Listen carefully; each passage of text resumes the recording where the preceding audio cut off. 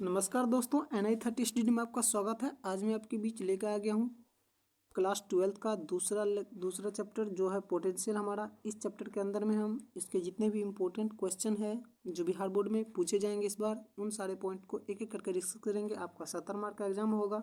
उसमें से अगर आप मेरा ये पूरा वीडियो लेक्चर देख लेते हैं और इससे पिछले जो लेक्चर मेरा चढ़ाया है उनको देख लेते हैं तो हमको इतना गारंटी हम आपको दे सकते हैं 60 नंबर आपको लगभग आ जाएगा। बहुत सारे क्वेश्चन यहाँ से पूछे जाते हैं।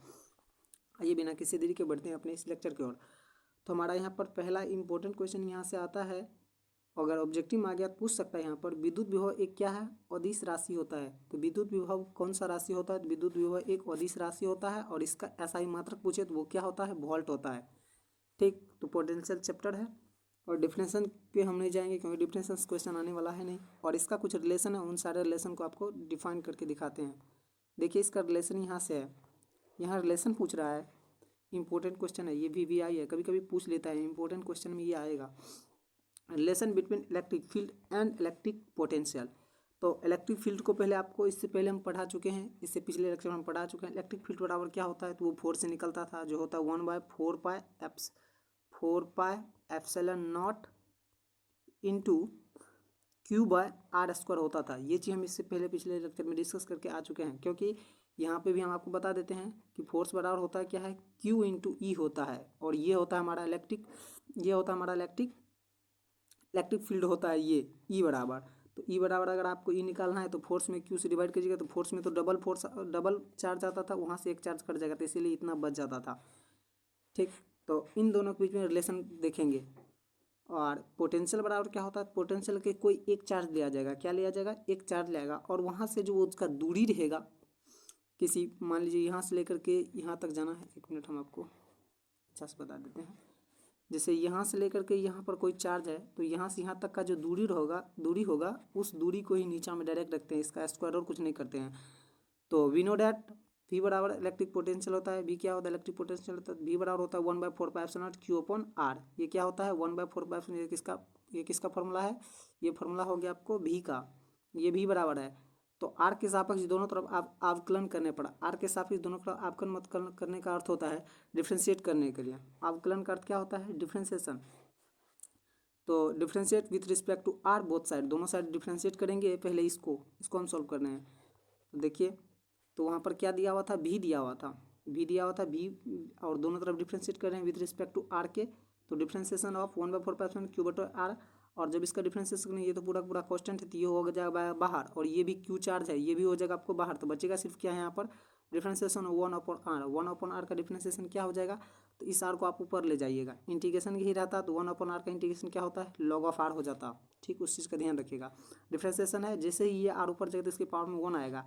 और आपको पता है जब 1 की पावर R है तो डिफ्रेंशिएशन में उसके पावर में एक घटता ही है। क्या होता है? पावर में एक घट जाता है, तो इसके पावर में फिर एक माइनस हो जाएगा यहाँ पे, और फिर बट्टे में कितना हो जाएगा? तो -1 तो था ही। और जैसे R के पावर 2 हो जाता था, ये 2 नीचे गिरता था, इसमें से एक घट जाता था। जैसे 2 नीचे आ गया तो यहाँ पर कितना हो जाता था? R। ये 2R हो जाता है R² का डिफ्रेंशिएशन। बट यहाँ पर है R की पावर -1। R की पावर -1 है, ये -1 तो नीचे गिर जाएगा। तो -1 नीचे गिर गया और R की पावर में -2 बच गया, और इसी माइनस को हटाएंगे तो नीचे लिखेंगे तो इसी को लिख सकते हैं -1/R², ये चीज़ लिखते थे। ठीक, तो आई होप यहाँ तक क्लियर हो गया आपको कि ये तो आपको Q हो गया, ये पूरा पूरा क्वेश्चन जो वो बाहर निकल गया, और 1/-1/-1/R² ये बच गया। और यहाँ से V बराबर dV/dr बराबर ये आ गया आपको, ये रिफाइन करके आ गया। आप इसका जब डिफ्रेंशिएशन किए तो आप इसको क्या लिख सकते हैं? ये हो गया आपका फोर्स, एक प्रकार का फोर्स नहीं बोल सकते हैं इसको, आप एक प्रकार का बोल सकते हैं इलेक्ट्रिक फील्ड है ये क्या आ गया? Electric field. ठीक, आप इसको ऐसे भी डिफाइन कर सकते हैं कि कोई एक पॉइंट पर चार्ज, यदि यहाँ पर कोई पॉइंट चार्ज था, यहाँ पर कितना फोर्स लगता है, तो इसके लिए अगर एक पॉइंट के चार्ज के लिए हो गया तो वो हो गया -dV/dr। ये डिफरेंस, ये चीज़ आपको डिफाइन हो गया। तो फोर्स बराबर कभी कभी एक ऑब्जेक्टिव में ये भी क्वेश्चन आ जाता है। अगर रिलेशन साबित करने के लिए तो यहाँ तक आप साबित कर सकते हैं उसके इलेक्ट्रिक फील्ड और इलेक्ट्रिक पोटेंशियल। तो यहाँ तो एक पॉइंट चार्ज पर कितना फोर्स लग गया? इतना। लेकिन अगर इलेक्ट्रिक फील्ड पूछे तो E बराबर -dV/dr होता है। इलेक्ट्रिक फील्ड का एक फॉर्मूला यहाँ से ड्राइव होता है, इलेक्ट्रिक फील्ड और इलेक्ट्रिक पोटेंशियल में रिलेशन। तो ये रिलेशन आप साबित कर दीजिएगा तो आपको 2 मार्क में ये क्वेश्चन पूछा जाता है। ठीक, आइए अब आते हैं हम, यहाँ पर सिंपल क्वेश्चन एक पूछा गया है, पूछता है पोटेंशियल डिफरेंस। पोटेंशियल डिफरेंस किसे कहते हैं? विभव के अंतर को क्या कहा जाता है? हिंदी में इसका क्या होता है? विभवांतर। तो विभव के अंतर को क्या कहते हैं? विभवांतर कहते हैं। विभव के अंतर को विभवांतर कहा जाता है। यानी कि कब कहाँ पर विभव का अंतर? तो विद्युत क्षेत्र रहेगा तभी ना। तो विद्युत क्षेत्र के अंदर दो विभव के अंतर को क्या कहा जाता है? विभवांतर कहा जाता है। ठीक। या अगर इसी को दूसरा परिभाषा बोले तो विद्युत क्षेत्र के अंदर किसी बिंदु आवेश पर एक बिंदु से दूसरे बिंदु तक ले जाने में किया गया कार्य और उस आवेश के परिणाम के अनुपात को भी विभवांतर ही कहा जाता है। विभवांतर को डेल भी से डिनोट करते हैं, क्योंकि डेल भी बराबर होता है V1 माइनस V2। ठीक। अब आते हैं विभवांतर का मात्रक क्या होता है? वोल्ट होता है। यदि आवेश को Q को विद्युत क्षेत्र के अंदर A से बिंदु B तक लाया जाता है, उसमें किया गया कार्य वर्क मतलब कार्य, जैसे मान लीजिए यहाँ पर एक चार्ज था Q, ये A पॉइंट है, ये A पॉइंट है, ये पॉइंट B है, और यहाँ से इसको यहाँ तक ले जाने में कोई कार्य तो किया जाएगा। तो इस कार्य बराबर क्या हो जाता है? तो वर्क बराबर होता है Q इंटू भी होता है। वर्क बराबर क्या होता है? ये सब फॉर्मूला आपको डायरेक्ट क्वेश्चन में मिल जाएगा। तो वर्क बराबर क्या होता है? Q इंटू भी। बट हमको यहाँ पर पढ़ के विभवांतर के लिए विभवांतर के लिए पढ़ रहे हैं, तो भी निकालना है। तो सॉरी डेल भी बराबर यहाँ से क्या निकल जाएगा? तो वर्क अपॉन Q, चार्ज आ जाएगा। ठीक। तो वही लिखा है डेल भी बराबर क्या होता है? तो W अपॉन Q। ये हो गया आपका विभवांतर का एक फॉर्मूला। और इसका मात्रक, दूसरा मात्रक क्या होता है? अगर पूछ ले दूसरा मात्रक क्या होता है? वोल्ट का दूसरा मात्रक क्या होता है? तो वोल्ट का दूसरा मात्रक होता है जूल पर कूलाम। क्या होता है? जूल पर कूलाम। इस चीज़ का याद रखिएगा, क्योंकि मात्रक से बहुत सारा क्वेश्चन आ जाता है। तो जूल पर कूलाम इज कॉल्ड वोल्ट कह सकते हैं। तो जूल पर coulomb is called volt, volt का ही मात्रक है। अब इतना इससे क्वेश्चन ये हो गया आपको। यहाँ तक तो आपको हम ड्राइव ही कर चुके हैं। अगर इसका मान लीजिए आपको इसका क्या पूछ ले, डायमेंशन पूछे, विमा पूछे, तो डायमेंशन क्या होता है? ML स्क्वायर T की power -3 into A to the power -1 होता है। इस चीज़ का ध्यान रखिएगा। चलिए अब हम आते हैं, अगला पॉइंट हमारा क्या होता है? समविभव सतह। समविभव सतह मतलब जिस सतह पर हर जगह विभव समान हो। क्या हो? समविभव सतह पर हर जगह विभव क्या होता है? समान होता है। और उसी विभव समान होने के कारण वहाँ पर जो विभवांतर होता है वो जीरो हो जाता है, क्योंकि विभव के अंतर को ही क्या कहते हैं? विभवांतर कहते हैं। तो यहाँ पर लिखा है विद्युत क्षेत्र के अंदर जब एक सतह पर विद्युत क्षेत्र के अंदर जब उसके सतह पर प्रत्येक बिंदु पर विभव एक समान हो। क्या बात क्या है? विभव एक समान हो, तब उसे हम क्या कहते हैं? समविभव सतह कहते हैं। तो समविभव सतह पर विद्युत विभव कितना होता है? विद्युत विभव शून्य होता है। विभव नहीं, विभवांतर क्या होता है? शून्य होता है। और जब विभवांतर शून्य हो गया तो वहाँ पर वर्क क्या मिलेगा? वर्क आपको जीरो मिलता है। वर्क क्या मिलता है? जीरो। तो समविभव सतह पर वर्क क्या मिलता है? समविभव सतह पर W बराबर जीरो। ये क्वेश्चन हमसे एक बार जिस टाइम में हम एग्जाम दे उस टाइम में पूछा गया था, इसलिए इस पर ध्यान रखिएगा कि समविभव सतह पर वर्क कितना होता है? जीरो होता है। इस चीज़ का ध्यान रखिएगा, ऑब्जेक्टिव में पूछ लेगा। दूसरा आता है जब किसी पार्टिकल को विद्युत क्षेत्र के अंदर समान विभव सतह पर एक स्थान से दूसरे स्थान तक ले जाने में क्या गया कार्य का मान क्या होता है? शून्य होता है। यही चीज़ आपको हम डिस्कस किए कि वर्क यहाँ पर क्या होता है? जीरो होता है। ठीक। चलिए आगे आते हैं। इसको अगर ड्राइव करना है तो आप सिंपल लिख सकते हैं कि वर्क बराबर क्या होता है? Q इंटू डेल भी। और डेल भी का मान जैसे ये सतह था तो यहाँ पर भी तो डेल भी बराबर तो भी माइनस मतलब अंतिम माइनस प्रारंभिक होता है, तो इसको घटा देंगे। लेकिन यहाँ पर तो समविभव सतह है, मतलब विभव समान है, यानी कि VA इक्वस टू क्या है? VB है। तो दोनों जब घटेगा तो जीरो, और Q के साथ जीरो का मल्टीपल, तो वर्क बराबर क्या आ जाएगा? जीरो आ जाएगा। ठीक। आई होप क्लियर रहा होगा। अब आते हैं यहाँ पर हमारा electric field, electric potential energy. अब इलेक्ट्रिक पोटेंशियल एनर्जी क्या होता है? तो हिंदी इसका होता है विद्युत विभव ऊर्जा। ऊर्जा किस चीज़ में होता है? जब कोई कार्य किया जाए तो वहाँ पर नहीं ऊर्जा का जरूरत पड़ता है, मतलब आपका कार्य खत्म होगा, कार्य कीजिएगा तभी तो एनर्जी लॉस होगा, तो वहाँ पर ऊर्जा लगेगा। तो आते हैं हम इस बात को डिस्कस करते हैं। यदि किसी बिंदु आवेश को अनंत से विद्युत क्षेत्र के अंदर, जैसे हो गया कि यहाँ से ये अनंत मान लीजिए, यहाँ से विद्युत क्षेत्र, यहाँ पर मान लीजिए यहाँ का विद्युत क्षेत्र था, तो यहाँ से यहाँ तक लाने में जो कार्य किया जाएगा, यहाँ तक इस चार्ज को लाने में यहाँ तक जो कार्य किया जाएगा, उसी चीज़ को क्या कह देंगे? इलेक्ट्रिक पोटेंशियल एनर्जी, यानी कि विद्युत विभव ऊर्जा। विद्युत विभव ऊर्जा किसे कहेंगे? यदि किसी बिंदु आवेश को अनंत से विद्युत क्षेत्र के अंदर किसी निश्चित बिंदु तक लाने में जो कार्य किया जाएगा, उसी को हम क्या कहते हैं? विद्युत विभव ऊर्जा कहते हैं। ठीक। अब आते हैं हम यहाँ पे, अब इसको ड्राइव कर देते हैं। देखिए मान लीजिए कि ये यहाँ से यहाँ तक, तो यहाँ Q यहाँ पर है, और यहाँ पर कोई इन्फिनिटी पे कोई चार्ज है Q। इसको हमको उठा के कहाँ तक लाना है? इसके विद्युत क्षेत्र इसका यहाँ से स्टार्ट होता है, ये है इसका विद्युत क्षेत्र। दूसरा कलर आपको दिखा देते हैं। ये हो गया इसका विद्युत क्षेत्र, ये क्या है इसका विद्युत क्षेत्र हो गया, ये हो गया विद्युत क्षेत्र। तो यहाँ से स्टार्ट होता है इसका विद्युत क्षेत्र। तो इस चार्ज को यहाँ तक लाने में जो कार्य किया जाएगा उसी को हम क्या कहेंगे, पोटेंशियल एनर्जी। क्या कहते हैं, पोटेंशियल इलेक्ट्रिक पोटेंशियल एनर्जी। क्या कहते हैं उसको, इलेक्ट्रिक पोटेंशियल एनर्जी कहते हैं। ठीक, तो इलेक्ट्रिक पोटेंशियल एनर्जी के बारे में डिस्कस करें तो यहाँ से आपको एक चीज बता चुके, वर्क बराबर क्या होता है, वर्क बराबर दो फार्मूला होता है। वर्क बराबर फोर्स इंटू डिस्प्लेसमेंट भी होता है, डी भी होता है, ये भी याद रखिएगा। और वर्क का भी जो फार्मूला पढ़े हैं तो डब्ल्यू बराबर क्यू इंटू वी भी होता है। वर्क बराबर क्या होता है, क्यू इंटू वी भी होता है, और वर्क बराबर फोर्स इंटू डिस्प्लेसमेंट भी होता है। इस चीज़ का ध्यान रखिएगा। तो वर्क बराबर यहाँ से क्या निकल जाएगा, यहाँ देख लीजिए, यहाँ से देखिए वो फोर्स इंटू डिस्प्लेसमेंट। तो अब बताइए हमको यहाँ से लेकर यहाँ तक आना है, तो डायरेक्ट हमको कोई पता नहीं है। अगर पता नहीं है ये डिस्टेंस कितना है, इसका डिस्टेंस अनंत से लेकर यहाँ तक, तो हम क्या करेंगे, छोटे से बिंदु पर, मतलब मान लीजिए यहीं पर, यहाँ पर इस यहाँ से लेकर यहाँ तक इसको लाने में कितना कार्य किया, इसके लिए मान लेते हैं हम छोटा सा डब्लू, छोटा सा वर्क किया तो छोटा सा काम हुआ, तो डी डब्ल्यू छोटा सा। अब फोर्स इंटू, अगर छोटा सा कार्य कब होगा, जब छोटे से दूरी से लाएंगे, तो D W equals to force into displacement, मतलब छोटा सा डिस्प्लेसमेंट।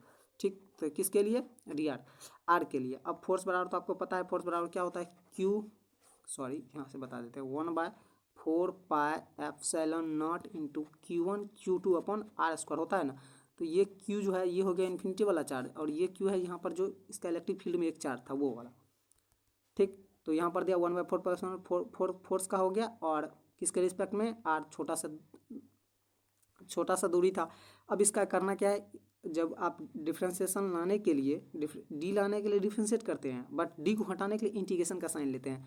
तो यहाँ पर डी डब्ल्यू है, जब इसका इंटीग्रेशन किए तो डी हट जाएगा, एक बार में सिर्फ डी हटता है। वर्क का फिर से अगर आप इसका इंटीग्रेट डब्ल्यू का फिर से होगा, लेकिन एक बार इंटीग्रेट करते हैं तो डी हट जाता है। तो यहाँ से आपका क्या होगा, डी हट जाएगा, तो डी हट जाएगा तो यहाँ पर क्या बचेगा, एक बार इंटीग्रेशन करने पर ये बच जाएगा आपको डब्ल्यू। और यहाँ से 1/4πε0 और Q1 Q2 ये पूरा तीनों चीज़ क्या है, कांस्टेंट। तो ये कांस्टेंट हो गया बाहर, आपको कांस्टेंट क्या हो गया बाहर, और यहाँ पर बच गया 1/r² बच गया। और आर का वैल्यू कहाँ से कहाँ तक, आर का वैल्यू लेते हैं जीरो से लेकर के, जीरो से नहीं, आर से लेकर के इन्फिनिटी तक लाना है। पहले आपको इसको मिटाने दीजिए हमको 1 मिनट।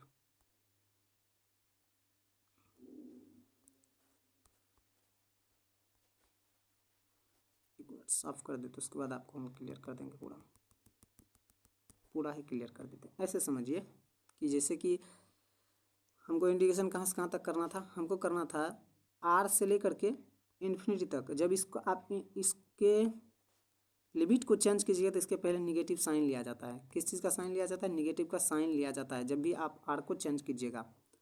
आर को यदि चेंज करते हैं, ये अगर आर था और ये इन्फिनिटी आता तो ये दोनों एक्सचेंज होता है, ये दोनों एक्सचेंज होने पर ये दोनों माइनस का साइन आ जाता है। इसीलिए यहाँ पर लिखा माइनस से इन्फिनिटी, इन्फिनिटी से आर तक लिया और निगेटिव साइन ले लिया, निगेटिव साइन बाहर आ गया। अब इसका इंटीग्रेशन करना है, इंटीग्रेशन कैसे करेंगे, तो 1/r², तो इसको भी आप पहले इस आर को ऊपर ले जाएगा, आर की पावर कितना हो जाएगा, -2 हो जाएगा। जैसे -2 होगा तो इंटीग्रेशन के लिए इसमें एक ऊपर जुड़ता है, जैसे होता है इंटीग्रेशन आर की पावर n का होता है, आर की पावर n का इंटीग्रेशन क्या होता है, तो आर के पावर n प्लस में 1, अब बट्टे में होता है n+1, ये होता है आर का वैल्यू, इंटीग्रेशन r⁴ का। तो उसी प्रकार से सेम टू सेम हमको यहाँ पर भी करना है। कैसे करेंगे, तो ये आर की पावर 2 जो है तो इसके पावर -2 हो जाएगा, आर की पावर -2 हो जाएगा, और जब एक जुड़ेगा तो आर की पावर -1 बचेगा, और नीचे में भी -1 बचेगा, फिर वो माइनस बाहर हो जाएगा। नीचे क्या हुआ है देख लीजिए, यहाँ पर क्या बचा आपको, बट्टे में सिर्फ आर बचेगा, क्योंकि आर की पावर -1 था तो वो नीचे गिरेगा ना, तो वो सिर्फ कितना बन जाएगा, 1/r बन जाएगा, ये बन जाएगा। और यहाँ पर एक निगेटिव साइन आएगा, ये निगेटिव साइन और इससे पहले जो निगेटिव साइन है वो दोनों मिलकर यहाँ पर क्या बना देगा, पॉजिटिव साइन बना दिया। ठीक, और फिर डिफरेंस इंटीग्रेशन कहाँ से कहाँ तक करना है, आर से लेकर के इन्फिनिटी तक। तो पहले आर का वैल्यू पुट करेंगे लोअर लिमिट, फिर अपर लिमिट। तो 1/∞ किसको दर्शाता है, 0 को, तो ये हो गया आपका 0। और फिर इधर क्या बचा, Q1 Q2 अपॉन 4πε0 अपॉन सिर्फ ये आर बचा, तो ये हो गया। तो वर्क बराबर एक फॉर्मूला यहाँ से ड्राइव हो गया इंटीग्रेशन के फॉर्म में, वर्क बराबर हो जाएगा आपका W बराबर होता है 1/4πε0 Q1 Q2 अपॉन आर होता है, और इसी में फोर्स लगा देते हैं तो 1/4πε0 Q1 Q2 अपॉन वर्क बराबर फोर्स बराबर होता है 1/4πε0 Q1 Q2 अपॉन r² हो जाता है। ठीक, इस चीज़ का ध्यान रखिएगा। तो ये वर्क के टर्म में इसका ड्राइव हो गया। इलेक्ट्रिक पोटेंशियल एनर्जी अगर पूछे तो ये चीज़ आप बता दीजिएगा, प्रूव कर दीजिएगा, 2 मार्क में क्वेश्चन पूछता है। चलिए आते हैं, यहाँ से कुछ क्वेश्चन है ऑब्जेक्टिव के लिए। यदि कार्य विद्युत विभव के रूप में जाना जाता, यही कार्य विद्युत विभव मतलब विद्युत विभव ऊर्जा के रूप में जाना जाता है, ये सब कुछ नहीं है। और ये हो गया उसको यूज, और इसको किसी से डिनोट करते हैं, यू से डिनोट करते हैं। यू बराबर 1/4 क्यों उनके टोपन आर होता है। विद्युत विभव ऊर्जा का मात्रक क्या होता है, जूल होता है। मात्रक से हम बार बार आपको जोड़ दे रहे हैं, मात्रक से क्वेश्चन आपको रहेगा ही। तो विद्युत विभव ऊर्जा का मात्रक क्या होता है, जूल होता है। विद्युत विभव ऊर्जा का मात्रक जूल होता है। और उसका विद्युत विभव ऊर्जा का क्या कहते हैं, अगर डायमेंशन पूछे तो डायमेंशन इसका क्या हो जाता है, डायमेंशन होता है ये डायमेंशन का ध्यान रखिएगा, ठीक। आई होप यहाँ तक क्लियर आपको रहा होगा। चलिए आगे आते हैं। आप यहाँ से क्वेश्चन बनने वाला है नहीं, तो इस चीज़ पर हम ध्यान ज़्यादा नहीं देंगे। अब आता है यहाँ से भी ऑब्जेक्टिव में सब्जेक्टिव में क्वेश्चन पूछ लेता है। इलेक्ट्रिक वोल्ट, इलेक्ट्रॉन वोल्ट लिखा हुआ है, इलेक्ट्रॉन वोल्ट, इलेक्ट्रिक वोल्ट नहीं, sorry, electron volt. Electron volt क्या होता है, इलेक्ट्रॉन के लिए होगा यहाँ पर वोल्ट। तो विद्युत क्षेत्र के अंदर एक इलेक्ट्रॉन को विद्युत विभव के अंदर, विद्युत विभव इलेक्ट्रिक यानी कि इलेक्ट्रिक विभवांतर तक के ले जाने के लिए जितना, सॉरी यहाँ पर कुछ गलत लिखा हुआ है, हम बोल देते हैं आपको। जैसे एक इलेक्ट्रॉन को विद्युत विभव के अंदर तक ले जाने में जो कार्य किया जाएगा ना, उसी कार्य को किस रूप में जानते हैं, इलेक्ट्रिक वोल्ट के रूप में, इलेक्ट्रॉन वोल्ट के रूप में जानेंगे, ठीक। और यहाँ से कोई क्वेश्चन आने वाला है नहीं, फिर भी आपको यहाँ ये चीज़ आप यहाँ से ड्राइव होता है कि 1 इलेक्ट्रॉन वोल्ट बराबर क्या होता है, 1.6 × 10⁻⁻19 कूलाम होता है। इस चीज़ का ध्यान रखिएगा। इससे पहले भी हम बता चुके हैं। Electric potential energy due to dipole, dipole के लिए डायपोल का अर्थ होता है दो चार्ज, डायपोल का अर्थ होता है क्या, दो चार्ज। जैसे यहाँ पर एक चार्ज और एक चार्ज यहाँ पर, डायपोल मतलब दो चार्ज होता है। और दोनों का साइन अपने मन से या तो पॉजिटिव ले सकते हैं, दोनों साइन सेम रहता है, या तो ये पॉजिटिव रहेगा तो ये भी पॉजिटिव, ये निगेटिव तो ये भी निगेटिव रहता है। इस चीज़ का ध्यान रखिएगा, ठीक। ये हो गया डायपोल का कॉन्सेप्ट। तो डायपोल किसके लिए, तो बोल रहा है विद्युत विभव, थोड़ा सा साइड बड़ा करने, चलिए, बोल रहा है कि विद्युत विभव ऊर्जा द्विध्रुव के कारण विद्युत विभव ऊर्जा किसके लिए, द्विध्रुव के कारण विद्युत द्विध्रुव के लिए। अब दो ध्रुव रहेगा उसके लिए विद्युत विभव ऊर्जा क्या होगा, कभी कभी ड्राइव करने के लिए बोल देता है ये चीज़, द्विध्रुव के कारण विद्युत विभव ऊर्जा डिफाइन करें। और कभी कभी ये 2 मार्क में रहता है और 5 मार्क में कभी कभी क्वेश्चन रहता है, वो तो डिपेंड करता है। तो ये हो गया एक इलेक्ट्रिक फील्ड हो जाएगा, एक इलेक्ट्रिक फील्ड जनरेट कर लेंगे हम ई से। ये हो गया आपका इलेक्ट्रिक फील्ड, एक डायरेक्शन देंगे। और पहला यहाँ पर एक क्यू चार्ज लेंगे, जैसे ऐसे समझा देते आपको। ये पहले एक डायपोल लेंगे, जो क्यू एक तरफ माइनस में क्यू है, एक तरफ प्लस में, एक तरफ माइनस में, दूसरा तरफ भी माइनस में क्यू चार्ज है। और एक फील्ड यहाँ पर होगा भी के लिए, एक यहाँ पर होगा, तो भी ए इसको मान लेंगे, भी भी इसको मान लेंगे, तो भी माइनस भी ए डेल्टा भी के लिए हो जाता है। इस चीज़ को बाद में रखेंगे, डिस्कस करेंगे। तो यहाँ पर जितने काम किए इस सारी चीज़ को लिखते हैं, तो बोलेंगे क्या, दिखाए गए चित्र में एक समान विद्युत क्षेत्र के अंदर, एक समान विद्युत क्षेत्र हर जगह ये है, हर जगह ये है ना, तो इसलिए लिखा है कि दिखाए गए चित्र में एक समान विद्युत क्षेत्र के अंदर किसी द्विध्रुव के विद्युत क्षेत्र के कारण, यहाँ पर ये विद्युत क्षेत्र होगा, यहाँ पर द्विध्रुव ये हो गया, चार्ज जो दूगो था, और द्विध्रुव के कारण विद्युत क्षेत्र के अंदर क्यू थीटा, मतलब क्यू नहीं सॉरी थीटा कोण पर, ये एंगल कोई बनाएगा, एंगल कोण पर रखा गया है, मतलब थीटा कोण पर रखा गया है। तो जिसमें द्विध्रुव का नेगेटिव चार्ज भी ए और विभव पर भी ए विभव पर, और पॉजिटिव चार्ज भी पॉजिटिव चार्ज नहीं देना चाहिए यहाँ पर, दोनों सतह पर दे रखा है चार्ज। दोनों विभव के सतह पर के बीच की दूरी, यहाँ से यहाँ तक का बीच का दूरी कितना दे रखा है, बीच का दूरी आपको एल दे रखा था, ऊपर में लिखा हुआ है एल है। तब द्विध्रुव दोनों आवेशों के कारण कुल विद्युत विभव ऊर्जा इस प्रकार प्राप्त होगा। तो क्या कैसे प्राप्त करेंगे, तो उसको देखते हैं। टोटल पोटेंशियल एनर्जी, तो विद्युत विभव ऊर्जा, तो एक तरफ यहाँ से ये हो गया, माइनस में क्यू भी और प्लस में क्यू भी, तो एक तरफ पॉजिटिव चार्ज लेंगे, एक तरफ नेगेटिव चार्ज लेंगे। चलिए ठीक है, सॉरी हम एक चीज़ वहाँ पर भूल गए थे कि हम साइन को ले लिए थे, साइन यहाँ पर नहीं लिया जाता। इससे पहले जो हम आपको यहाँ पर डिस्कस किए डायपोल मोमेंट में ये होता है डायपोल के लिए, तो ये होता है माइनस में क्यू, ये होता है प्लस में क्यू। इसका समान क्या होता है, इसका यूनिट समान होता है, वेट जो होता है इसका, जैसे अगर ये 2 क्यू है तो ये भी 2 क्यू होगा, यानी कि इसका मात्र ये जो साइन है ये अलग होगा, बट इसका मात्रा समान होगा। अगर ये 2 क्यू है तो ये भी 2 क्यू, उसी को हम डायपोल कहते हैं। सॉरी इसके लिए हमको नेगेटिव साइन याद आ गया था, लेकिन होता है इसका यूनिट बराबर, ठीक। इसका ध्यान रखिएगा। और यहाँ से माइनस में क्यू भी है और प्लस में क्यू भी आ जाएगा, और इसको जब सॉल्व कीजिएगा तो भी माइनस भी वो चीज़ आप डिफाइन कर लीजिएगा। तो ये चीज़ आप इससे पहले भी डिफाइन करके लाए हैं ऊपर में।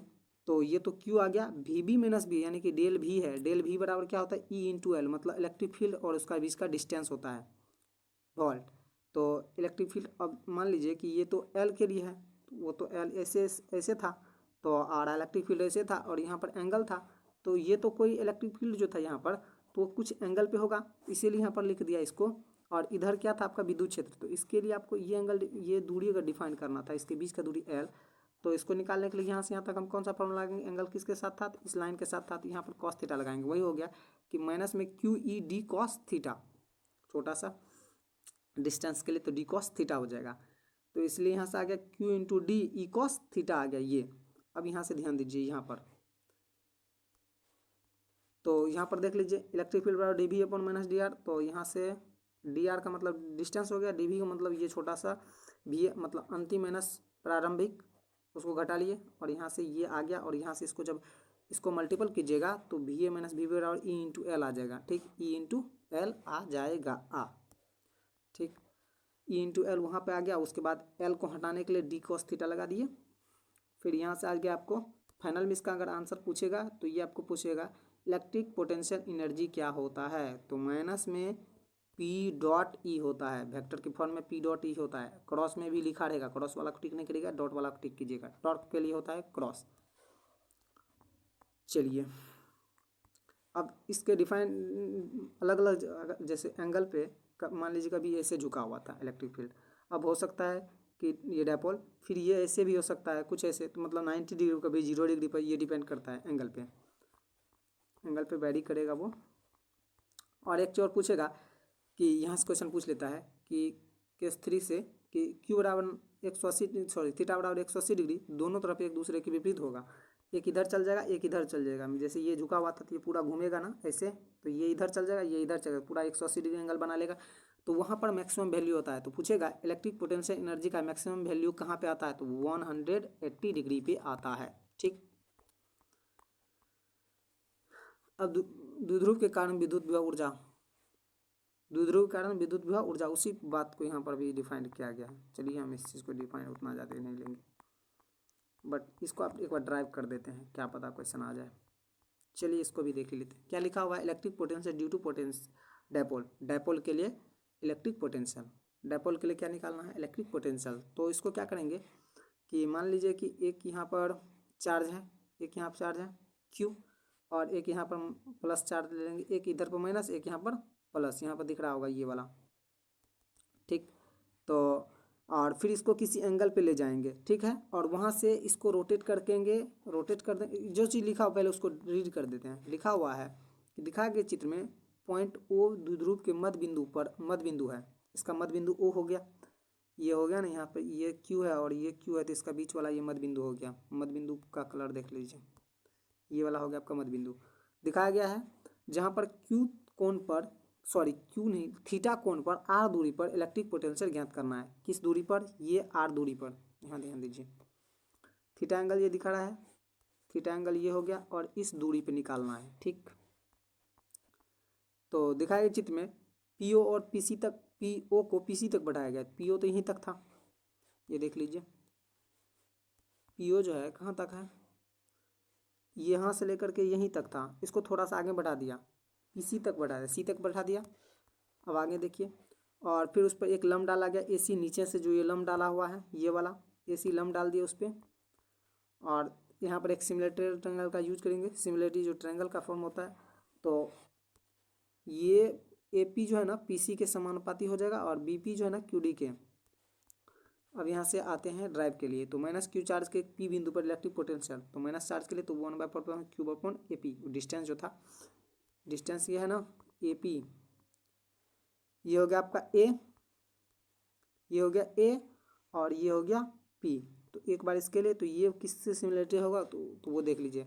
तो AP किससे, किसके अनुसार था, AP था PC से, AP जो है ना इस PC के P और C से, ये हो गया AP और ये हो गया PC, तो ये और ये इक्वल कर दिया। तो वही क्या है यहाँ पर, इधर AP ले लिया इधर PC ले लिया, चार तो वही रहेगा, सब कुछ लगभग सेम ही रहेगा। अब यहाँ पर AP को निकालना है, तो AP निकालने के लिए 1/4 क्यूब, ये AP के लिए एक डिस्टेंस R लेंगे, फिर दूसरा D/2 cos थीटा लेंगे। क्यों, देख लीजिए, R तो डिस्टेंस हो गया, यहाँ तक का तो R है, यहाँ से लेकर यहाँ तक, अब ये निकालना ज़रूरी था। ये निकालने के यहाँ पर एक, और इसका डिस्टेंस पूरा D था तो हाफ D लगा लेंगे, और ये निकालना है तो आप इसका ऐसे निकाल लीजिए ये वाला एंगल, तो डी कॉस थीटा लगाइएगा, डी कॉस थीटा लगे इससे, तो जिसके साथ ये एंगल बना रहता है ये थीटा ना, तो उसके अनुसार जैसे यहाँ देखिए, अगर ये इसके साथ है, इसके साथ कॉस बनाएगा और इसके परपेंडिकुलर रहेगा, यहाँ पर साइन बना लेता है। ठीक, इस चीज़ का ध्यान रखिएगा। तो इसीलिए यहाँ पर लिखे हम d/2 कॉस थीटा। तो यहाँ पर आ गया ये कितना, d/cos थीटा आ जाएगा, सॉरी d/cos थीटा आ जाएगा। तो ये ना आएगा, तो v बराबर क्या, -q1 q/-4πε0 r - d cos theta. वो डिस्टेंस में से नीचे वाला डिस्टेंस को सब पूरा डिस्टेंस था, तो पूरा डिस्टेंस तो ये हो गया आपका ये वाला, हमको तो ये चाहिए नहीं, हमको तो इसमें जाना है, तो इसलिए आर माइनस में ये एंगल घटा लेंगे तभी नहीं यहाँ से यहाँ तक निकलेगा इसके लिए। और फिर क्या है, तो V2 के लिए Q चार्ज के कारण P बिंदु इलेक्ट्रिक पोटेंशियल एनर्जी, तो फिर यहाँ से इसको सॉल्व कर लेंगे और आपका आंसर आ जाएगा। तो आप आई होप इसको भी क्लियर समझ में आया होगा। फिर V1 और V2 को दोनों को ऐड करेंगे, एक V1 निकालेंगे फिर V2 निकालेंगे, दोनों को ऐड कर देंगे और नेट वोल्ट इतना आ जाएगा इसमें। चलिए यहाँ तक कोई क्वेश्चन आने का चांस नहीं है, और क्वेश्चन है, चलिए यहाँ से क्वेश्चन आ जाता है।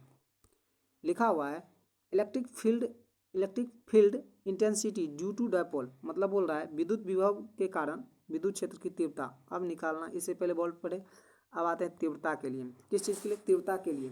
तीव्रता निकालना है, तो तीव्रता कैसे निकालेंगे, तो पहले आप हमको ये बताइए तीव्रता के लिए होता क्या है। तो इसको पहले रीड करते हैं। दिखाए गए चित्र में, एक चित्र दिखाया गया यहाँ पे, दिखाए गए चित्र में द्विध्रुव के केंद्र से r दूरी पर कोई बिंदु P है। r दूरी पर क्या है, कोई बिंदु P है। ठीक, कोई बिंदु P है जो द्विध्रुव के अक्ष के साथ थीटा कोण, मतलब थीटा कोण पे ये बन रहा है। थीटा कोण बनाता है जहाँ हम लोगों को क्या निकालना है, विद्युत क्षेत्र तीव्रता ज्ञात करना है। क्या ज्ञात करना है, विद्युत क्षेत्र तीव्रता ज्ञात करना है इस पॉइंट पे P बिंदु पर।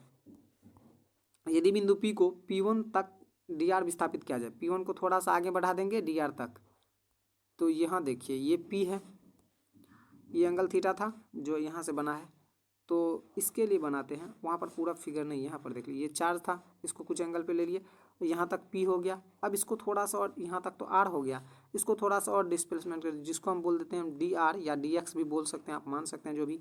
तो हम इसको dr मान लिए, P1 तक बढ़ा करके यहाँ तक बढ़ा दिया इसको। ठीक, फिर बोल रहा है जिसके लिए विद्युत क्षेत्र तीव्रता ER, इस प्रकार यदि P बिंदु को P2 तक आर डी थीटा बढ़ाया जाए, तो P2 के लिए, तो P2 इसका देख लीजिए किधर है, P2 होगा ये, तो इसके लिए ये एंगल दिया होता आर डी थीटा लगा देंगे, तो ये डिस्टेंस कितना हो जाएगा, आर डी थीटा, ये एंगल। ठीक, आर डी थीटा ये हो जाएगा। फिर आगे लिखा है विस्थापित किया जाता है, वहाँ तक बढ़ाया जाता है, जिसके लिए विद्युत क्षेत्र तीव्रता ज्ञात करना है। वी नो डैट, आपको भी इससे पहले ज्ञात करके लाए हैं, तो V बराबर क्या होता है, V बराबर क्या हो जाता है, V बराबर होता है P cos theta upon 4πε0 into R का स्क्वायर। ठीक, ये होता है V बराबर, P पॉइंट पे, इस चीज़ का ध्यान रखें। अब इलेक्ट्रिक फील्ड बराबर क्या होता है, तो E बराबर V/dV/dr होता है। तो ER के लिए तो dV/ कहाँ से कहाँ तक डिस्टेंस, तो P से लेकर P1 तक। ठीक, तो उसके लिए वैल्यू क्या आ जाता है, P से P1 के लिए dr होता है, वहाँ से डिस्टेंस जो P से P1 तक, ये था ना P, ये P था, और यहाँ पर P1, तो यहाँ से यहाँ तक का डिस्टेंस dr। अब उसका इससे पहले V का वैल्यू तो इससे निकालिए, जो V का वैल्यू है उसको यहाँ पर पुट करेंगे और विद रिस्पेक्ट टू R के रिस्पेक्ट में इसको डिफ्रेंशिएट कर देंगे। जैसे डिफ्रेंशिएट करेंगे इसका कुछ वैल्यू आ जाएगा, तो आप देख लीजिए इसका वैल्यू आपको ये मिलेगा, ये वैल्यू हो गया आपका, ये वैल्यू होगा इसका, ये वैल्यू है। इस चीज़ का ध्यान रखिएगा, तो ये भी कभी कभी क्वेश्चन जो है ना पूछ लेता है, ऑब्जेक्टिव में ये रहेगा, ऑब्जेक्टिव में ये नहीं रहेगा, तो आप सब्जेक्टिव में इस चीज़ को रखिए ध्यान से, ये सब्जेक्ट में आपका 2 मार्क में क्वेश्चन रहेगा, तो आप बना लीजिएगा। डिफ्रेंसिएशन का यूज है और ज़्यादा कुछ यूज है नहीं, इतना चेक करके लाइएगा। चलिए, इस सबसे क्वेश्चन आने वाला है नहीं। अब आते हैं हम इसका एंगल पे, शायद आएंगे, इसमें कुछ है क्वेश्चन है, ये सब PDF आपको इसके डिस्क्रिप्शन लिंक में मिल जाएगा, ध्यान दीजिए। इसका PDF जो होगा वो आपके इसके डिस्क्रिप्शन लिंक में मिल जाएगा, जो भी इसका डिस्क्रिप्शन लिंक में PDF लिंक दिया रहेगा, उस डिस्क्रिप्शन से आप यहाँ से PDF इसका डाउनलोड कर सकते हैं और उसको आप फिर से रीड कर सकते हैं। या नहीं तो आप हमारे व्हाट्सएप नंबर पर कॉन्टैक्ट कीजिए 9128385881 पे, यहाँ से आपको हम PDF भेज सकते हैं। चलिए अब आता है यहाँ से फ्लक्स। इससे क्वेश्चन पूछता है कभी कभी, फ्लक्स से क्वेश्चन आपको पूछेगा ही 2 मार्क में। फ्लक्स क्या होता है, पहला परिभाषा पूछ लेता है फ्लक्स क्या होता है। फ्लक्स की परिभाषा देते हैं, तो विद्युत क्षेत्र के अंदर किसी काल्पनिक सतह से गुजरने वाली कुल विद्युत बल रेखाओं की संख्या को क्या कहा जाता है, विद्युत फ्लक्स कहा जाता है। समझ में आ गया कि विद्युत क्षेत्र के अंदर कोई एक विद्युत क्षेत्र रहेगा, ठीक। विद्युत क्षेत्र के अंदर किसी एक काल्पनिक सतह यहाँ पे होगा, ठीक। काल्पनिक सतह से गुजरने वाली कुल विद्युत बल रेखा, इससे जो बल रेखा गुजरेगा, इसमें कितना बल रेखा गुजर रहा है, उस संख्या की माप को क्या कहा जाता है, विद्युत फ्लक्स कहा जाता है। समझ में आया कि ये था एक सतह इलेक्ट्रिक फील्ड में, और इससे जो फोर्स गुजरेगा, कितना गो फोर्स गुजरेगा, उसी चीज को क्या कहा जाता है, विद्युत फ्लक्स कहा जाता है, ठीक। फ्लक्स को फाई से डिनोट किया जाता है, फ्लक्स को फाई से सूचित किया जाता है, ठीक। किसी काल्पनिक सतह से बाहर की ओर निकलने वाली विद्युत बल रेखा के लिए फ्लक्स का मान धनात्मक होता है। यदि बाहर निकलेगा तो पॉजिटिव, अंदर आएगा तो निगेटिव। यदि विद्युत बल रेखा के अंदर की ओर आता है तो अंदर की ओर आएगा तो फ्लक्स का मान ऋणात्मक होगा, बोले ना। जाएगा, बाहर निकलेगा तो पॉजिटिव, आएगा इसके अंदर में, यहाँ तक मान लीजिए फ्लक्स था, अंदर में आ रहा है तो निगेटिव, जा रहा है तो पॉजिटिव, ठीक। विद्युत क्षेत्र तीव्रता और क्षेत्रफल के यहाँ से आता है कुछ पॉइंट। विद्युत क्षेत्र तीव्रता और क्षेत्रफल के सदिश के अदिश गुणनफल से अदिश मतलब होता है डॉट प्रोडक्ट, और सदिश मतलब होता है क्रॉस प्रोडक्ट। तो विद्युत क्षेत्र तीव्रता और इसके क्षेत्रफल एरिया के डॉट प्रोडक्ट से फ्लक्स का व्यंजक प्राप्त किया जाता है। तो फ्लक्स बराबर फाई बराबर हो जाए ई डॉट ई ए। फाई बराबर क्या हो जाएगा, यहाँ से फाई बराबर क्या निकलेगा, ई डॉट ए निकलेगा, एरिया और विद्युत क्षेत्र का गुणनफल। तो वही यहाँ पर लिख दिए हैं कि विद्युत क्षेत्र तीव्रता और विद्युत क्षेत्र के अदिश गुण विद्युत क्षेत्र तीव्रता और उसका क्षेत्रफल जो है। तो इसके लिए ये हो गया, मान लीजिए फ्लक्स ये हो गया एक, मतलब एक इसका सतह हो गया, और ये इलेक्ट्रिक फील्ड है, और इसका एरिया को मान लिया ए, और मान लीजिए कि हम किसी एंगल पे छोटा सा डिस्टेंस के लिए और छोटे से एरिया के लिए डी एरिया मान लिए, ठीक। इलेक्ट्रिक फील्ड तो पूरा उतना ही रहेगा, और छोटा सा एरिया के लिए फ्लक्स को छोटा सा फाई दे देंगे, ठीक। तो फाई बराबर ये हो गया, डी फाई ये आ गया, ये डी फाई हो गया, और ई डॉट डी ए करेंगे छोटा सा एरिया के लिए, और इसका इंटीग्रेशन कर देंगे कहाँ से कहाँ तक, 0 से लेकर के ए तक एरिया पूरा लेंगे ना। और ये तो आपको फाई का इंटीग्रेशन, तो फाई का डिफरेंस इंटीग्रेशन फाई हो जाएगा।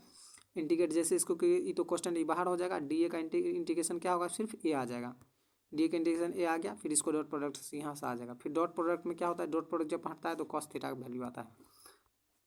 तो फाई डॉट ई का वैल्यू ये भी पूछता है। और फाई बराबर जो होता है, फाई बराबर कभी कभी डायरेक्ट ऑब्जेक्टिव में आता है ई डॉट ए होता है, ऑब्जेक्टिव में आपको फाई बराबर ई भी लिखा रहेगा, ई क्रॉस ए, क्रॉस वाला को नहीं जाना है, डॉट वाला को जाना है, या ये दिया रहेगा। ये हो गया उसके एंगल पे, एंगल पे हमको ज़्यादा ध्यान देना नहीं है, उसको हम छोड़ते हैं। और फ्लक्स का यूनिट एंड डायमेंशन, तो फ्लक्स का यूनिट एंड डायमेंशन क्या होता है, तो इसका मात्रक क्या होता है, वोल्ट मीटर होता है। फ्लक्स का मात्रक क्या होता है, VM होता है, फ्लक्स का मात्रक वोल्ट मीटर होता है। और इसका डायमेंशन क्या होता है, तो डायमेंशन होता है NC, मात्र यहाँ पर क्या फाई का मात्रक पूछा है ना, तो फाई के लिए NC⁻⁻1 m² होता है। और इसका दूसरा मात्रक क्या हो जाता है, वोल्ट मीटर होता है, ठीक, इसका ध्यान रखिएगा। और फ्लक्स का मूल मात्रक वो सब डायमेंशन ही है, वो सब ध्यान दीजिए, इसको ध्यान दीजिए, इस चीज़ को याद रख लीजिएगा। फ्लक्स का विमा क्या होता है, MLT की पावर ML के पावर -3, देखिए ML के पावर कितना, ML के पावर -3 और T के पावर -3 और एक पावर -1 होता है। तो यानी कि यहाँ ध्यान दीजिएगा L और T का सिर्फ माइनस प्लस का अंतर है, 3 का, और ये T हो गया, A हो गया, एक पावर -1 लेगा, एरिया नीचे आता है इसीलिए। तो विद्युत फ्लक्स का भी वहाँ पूछ लेता है, इसका ध्यान रखिएगा। चलिए आगे आते हैं, सॉलिड एंगल के बारे में कभी भी पूछ लेता है। घनकोण क्या होता है, 2 नंबर में पूछता है। घनकोण क्या होता है, तो किसी गोलीय पृष्ठ द्वारा गोले के केंद्र पर जो कोण अंतरित होता है, किसी कौन सी द्वारा, गोलीय पृष्ठ द्वारा एक गोलाकार होगा, और किसी विद्युत क्षेत्र के अंदर रहेगा तो वहाँ पर कोई केंद्र आंतरित होगा, तो वहाँ पर जो केंद्र पर जो कोण आंतरित होगा उसी केंद्र को क्या कहता है, सॉलिड एंगल बोला जाता है। ठीक, सॉलिड एंगल को ओमेगा से डिनोट किया जाता है। तो सॉलिड एंगल को ओमेगा से डिनोट किया जाता है, इसका ध्यान रखिएगा। तो मान लीजिए कि ये एक क्षेत्र था और यहाँ से ये दोनों इसका हो गया टच पॉइंट, टच कर रहा है एक रेखा, तो ये कुछ एंगल पे ही होगा, ये एंगल होगा ना, इसके बीच में एंगल थीटा मान लेते हैं, कोई दिक्कत नहीं। और फिर यहाँ से एंगल को डिफाइन कर लेते हैं, ये एरिया हो गया आपको डी ए छोटा सा, और ये डी ए हो गया, तो आपको ये एंगल निकालना, तो डी ए क्या हो जाएगा, कॉस थीटा। ये इसे लंबवत में मत समझिएगा, ठीक है, लंबवत नहीं, सॉरी, ये लाइन में मत समझिएगा। ये एंगल पे एक एरिया निकालिए किसी इंस्टेंट पे, तो उसको इस एक्सिस के अबाउट लिए, तो इसलिए कॉस थीटा आ गया, क्योंकि जिसके अबाउट एंगल बनता है उसके अबाउट वो कॉस थीटा लेता है, और उसके परपेंडिकुलर में साइन थीटा लेता है। तो यहाँ पर एंगल क्या लिखा है, यहाँ पर घनकोण ओमेगा, यहाँ पर ओमेगा ले लिया, कोई दिक्कत नहीं। सॉलिड एंगल का मात्रक क्या होता है, ये मात्रक से भी क्वेश्चन पूछता है। सॉलिड एंगल का मात्रक क्या होता है, स्टेरेडियन होता है। क्या होता है, स्टेरेडियन होता है। और घनकोण में कितना एंगल बनता है, 4 पाई। अच्छा 4 पाई क्यों बना है, तो पूरा एंगल कितना होता है, 360 होता है।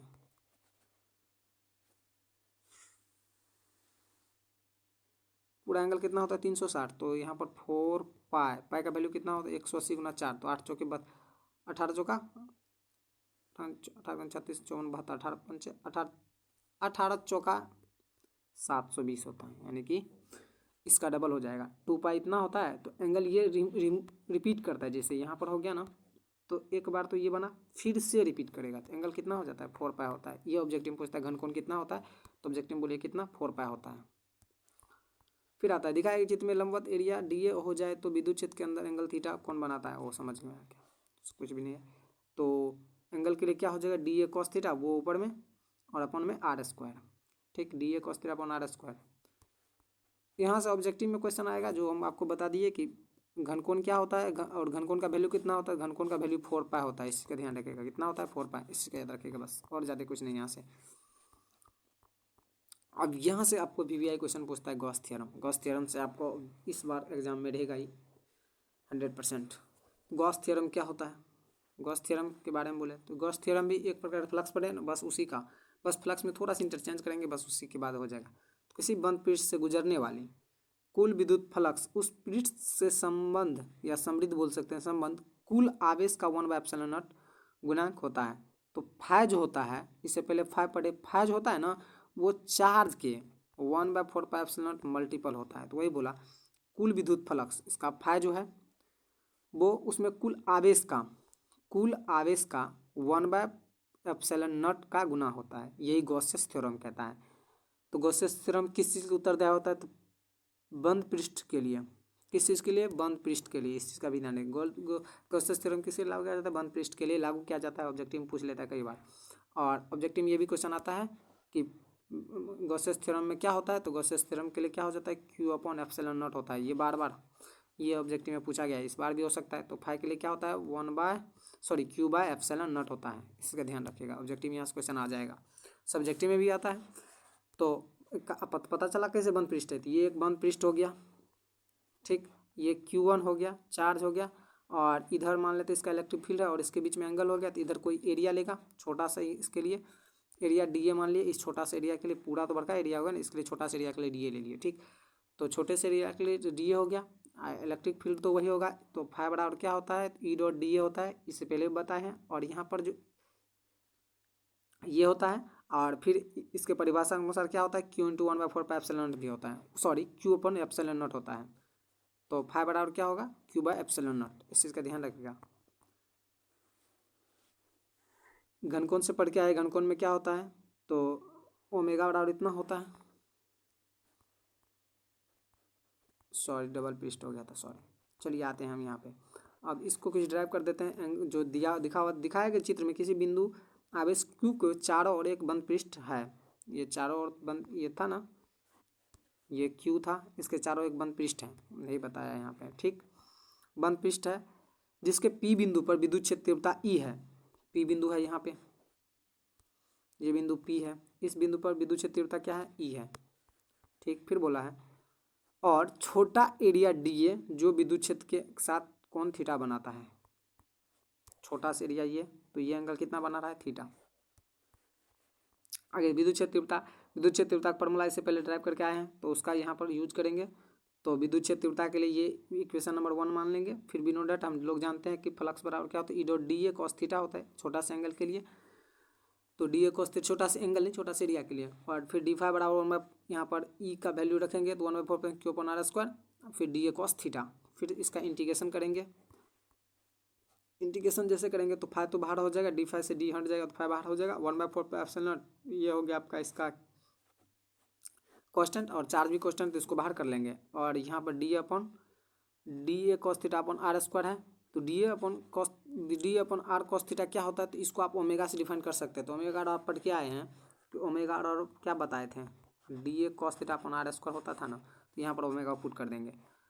डी ए कॉस थीटा पढ़ के आए तो, और किसके लिए, तो छोटा से एरिया के लिए पढ़ रहे हैं, तो इसलिए डी ओमेगा लिखेंगे। फिर डी ओमेगा से डी हट जाएगा, फिर फाइव बच जाएगा, सॉरी ओमेगा बच जाएगा, तो ओमेगा को पुट कर देंगे यहाँ पर। तो क्या बचेगा फाइनल बनेगा हमको फाइव फ्लक्स के लिए, तो ये भी होता है, तो क्यू अपॉन ई बराबर हो जाएगा आपको ई डॉट डी ए भी होता है।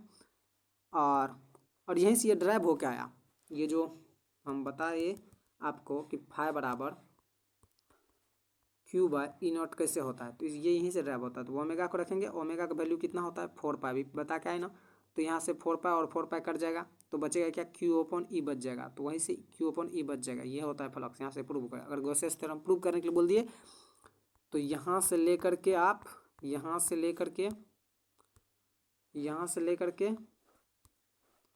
ये बीबीआई है, इसको और गॉसेस थ्योरम को प्रूव करने के लिए पूछ देता है 5 मार्क्स, याद रखिएगा, नहीं तो 2 मार्क में तो पूछेगा ही। इसका परिभाषा पूछे तो यहाँ तक आप डिफाइन कर दीजिएगा तो काम खत्म। और पूरा जब ड्राइव करने के लिए बोलेगा तो यहाँ तक सीध कर दीजिएगा पूरा, ठीक। अब देखिए यहाँ पर एक इंपॉर्टेंट क्वेश्चन है, गॉस का प्रमेय भी कूलम्ब के नियम को एक दूसरे का स्वरूप है जिसके कारण विद्युत क्षेत्र तीव्रता ज्ञात किया जाता है। तो गॉसेस थ्योरम के अनुसार भी और इसके अनुसार भी विद्युत क्षेत्र क्या निकाला जाता है, विद्युत क्षेत्र तीव्रता ज्ञात किया जाता है। इस प्रमेय में बिंदु आवेश हमेशा बंद पृष्ठ के अंदर रखा जाता है। तो इस प्रमेय में क्या रखा जाए, बंद पृष्ठ के अंदर रखा जाए, उसमें बाहर रखते थे। उसके बाद गॉस प्रमेय के जो बंद पृष्ठ माना जाता है उसे गॉस पृष्ठ माना जाता है, जिसका आकार कुछ भी हो सकता है, छोटा भी हो सकता है, बड़ा भी हो सकता है, ठीक। अगला देखिए, तो यहाँ से बोला यदि बंद पृष्ठ के अंदर Q1 Q2 Q3 बहुत सारा चार्ज है, तब इस बिंदु पृष्ठ से गुजरने वाली कुल विद्युत फ्लक्स उसके अलग अलग फ्लक्स के योग के बराबर होता है। अब देखिए ये पूरा क्या था, बंद पृष्ठ था, तो हर चार्ज पे तो अलग अलग क्या आएगा, फ्लक्स आएगा ना। और जब इसका हम कहेंगे सर इसका पूरा बताइए ना फ्लक्स कितना होगा, तो फ्लक्स तो इसका 5 1 5 2 5 3 5 4 जितना तक रहेगा, तो सारे 5 का सम कर देंगे तो एगो 5 आ जाएगा फाइनल। तो टोटल फ्लक्स कितना आ जाएगा, 5.5 का समेसन, ठीक। और ये क्वेश्चन आता है यहाँ से ऑब्जेक्टिव में कि बंद पृष्ठ के अंदर आवेश न रहकर पृष्ठ से बाहर स्थित हो। यदि बंद पृष्ठ के अंदर नहीं रहकर बाहर स्थित है, तब वहाँ पर कुल विद्युत फ्लक्स का मान क्या होता है, 0 होता है। तो बंद पृष्ठ के अंदर अलग होता है, लेकिन बंद पृष्ठ से बाहर यदि कोई आवेश रखा गया तो वहाँ पर कुल विद्युत आवेश का मान क्या होता है, 0 हो जाएगा। इस चीज़ का ध्यान रखें। गॉस प्रमेय के अनुसार, गॉसेस प्रमेय का अनुप्रयोग, जब किसी पी बिंदु गोले से बाहर स्थित रखा जाता है तब माना कि आर त्रिज्या पर एक गोले पृष्ठ, वही सब लिखा है जो इससे पहले हम बोले हैं। और यहाँ से विद्युत क्षेत्र अगर निकालना है तो विद्युत क्षेत्र तीव्रता तो क्या करेंगे, तो पी बिंदु क्या लिखा है, जब पी बिंदु पर गोले के बाहर स्थित है, पी बिंदु गोला से बाहर स्थित है, तब माना कि आर त्रिज्या का एक गोलीय कॉस बना लेंगे और उस ऊपर समान रूप से वितरित है गोलीय कॉस के केंद्र पर ओ से आर दूरी पर स्थित कोई बिंदु पी है जहाँ पर विद्युत क्षेत्र तीव्रता ज्ञात करना। मान लीजिए गॉस थ्योरम और यहाँ पर कोई बाहर बिंदु पी होगा और यहाँ पर विद्युत क्षेत्र ज्ञात करना रहेगा, तो क्या करेंगे देख लीजिए। यहाँ पर ये गॉस थ्योरम, ये गॉस का क्या था, पूरा लूप था। और इसके अंदर में एक हम क्या करेंगे, एक आवेश लेंगे, ये नहीं यहाँ पर नहीं बताएंगे, ये हो गया बंद पृष्ठ था। इस बंद पृष्ठ पर पूरा चार्ज को हम फैला दिए हैं चारों तरफ। ये एक गॉस का एक क्षेत्र ले लिए जो विद्युत क्षेत्र होना चाहिए, और इसका बिंदु P है, तो इसीलिए P के अनुसार इसको हम कर दिए हैं ये। और इस P बिंदु पर हमको क्या निकालना है, विद्युत क्षेत्र निकालना है। तो उत्तरदायी तो इसके लिए अंदर के लिए, लेकिन बाहर के लिए कैसे करेंगे। तो और यहाँ से यहाँ तक का डिस्प्लेसमेंट हम ds मान लिया, dr भी मान सकते, कोई दिक्कत नहीं है। और ये हो गया आपका विद्युत क्षेत्र, डायरेक्शन दे रही है विद्युत क्षेत्र का। फिर आगे लिखा है, और ये कौन सा सर्कल होगा, होलो सर्कल, होलो स्फीयर होगा, सर्कल नहीं होलो स्फीयर होगा, जो खोखला गोला होता है। खोखला के अंदर में नहीं कुछ रखा जा सकता है, फिर दिखाए गए चित्र में इसको ड्राइव कर रहे हैं। दिखाए गए चित्र में आवेशित गोला को क्यू आवेशित जो प्लस क्यू चार्ज डाला गया उस पर चार्ज क्यू डाले ना, जो उसके सतह पर समान रूप से विस्तृत हो गया, पूरा सतह पर फैल गया।